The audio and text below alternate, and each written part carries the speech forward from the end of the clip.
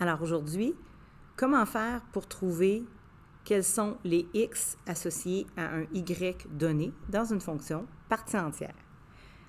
Tout d'abord, ici, si je vous demandais pour quelle valeur de x y vaut 4, bon, on irait ici sur le graphique, y vaut 4, donc pour x varie de 2 à 4. 2 pas inclus, jusqu'à 4 inclus. Donc, il y a plusieurs valeurs de x possibles pour un y vaut 4. C'est la longueur de la marche, donc de 2 à 4. Si par contre, je vous disais pour quelle valeur de x y vaut 2, vous voyez qu'ici, il n'y a aucune marche vis-à-vis y vaut 2, alors il n'y aurait pas de réponse possible. Il n'y en aurait aucune. Alors, ici, comment on s'y prend pour trouver la valeur de x quand on a un y donné dans une règle que nous avons déjà? Bien, on fait comme d'habitude, on vient remplacer notre f de x par 13.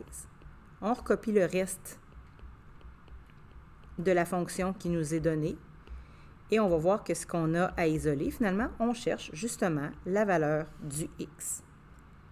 On procède comme pour une autre fonction, on doit isoler. Donc ici, on commence en faisant moins 1 de chaque côté.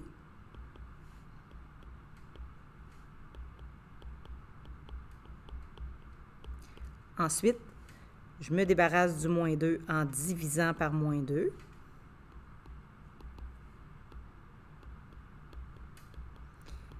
X moins 2.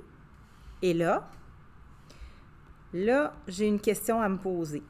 La partie entière de quelque chose doit toujours me donner un nombre entier. C'est le cas ici. Moins 6, c'est un nombre entier.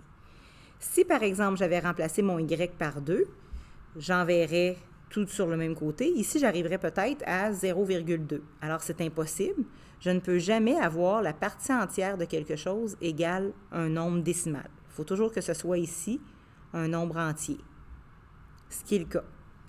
Donc, je continue mon problème. Je dois trouver, ici, j'avais de 2 à 4. J'avais 2 bornes. Alors, je dois trouver les 2 bornes. Comment je m'y prends? Bien, la valeur que j'ai obtenue ici, que j'ai encerclée, là, moins 6, je le mets ici à gauche. Et là, ça sera le rond plein. De l'autre côté, je vais mettre plus 1. Donc, moins 6 plus 1, ça fait moins 5. Et ce sera le rond vide. Donc, la valeur que j'obtiens là, que je fais juste descendre à gauche, c'est plein. La donnée que je fais plus 1, c'est le rond vide. Et je complète en recopiant mon problème. Même chose ici, moins 0,5, x moins 2. Je divise par moins 0,5.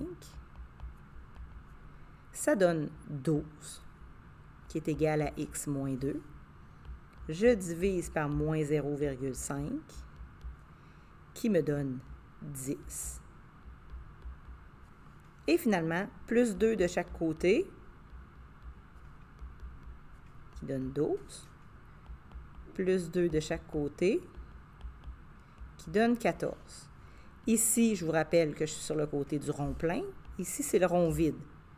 Là, on doit juste regarder parce que la réponse, c'est un intervalle. Hein? C'est de là à là où est-ce que je suis sur la ligne du 13. Entre 14 et 12, c'est 12 le plus petit. Alors, c'est 12 que je vais mettre devant, mais lui n'est pas inclus. Hein? C'est un rond vide, donc pas inclus. Jusqu'à 14, où est-ce que lui est inclus. Donc, l'intervalle correct, ce serait de 12 à 14, je serais vis-à-vis le y vaut 13. Ça a du sens parce qu'elle continuerait à monter. Ma règle ici, je suis ouvert-fermé, donc c'est normal que j'ai 12 ouverts, 14 fermés. Et je serai en haut ici à 13. Pour x varie de 12 à 14. Maintenant, si je vous demande quelle est l'ordonnée à l'origine, ben on se rappelle que l'ordonnée à l'origine, c'est le y lorsque x vaut 0. Bien, si on regarde sur notre dessin, on se rend compte que, ici, l'ordonnée à l'origine serait de moins 2. Quand on le voit sur le graphique, c'est bien. Sinon, on ferait f de 0, on irait pitonner avec la calculatrice et on trouverait moins 2.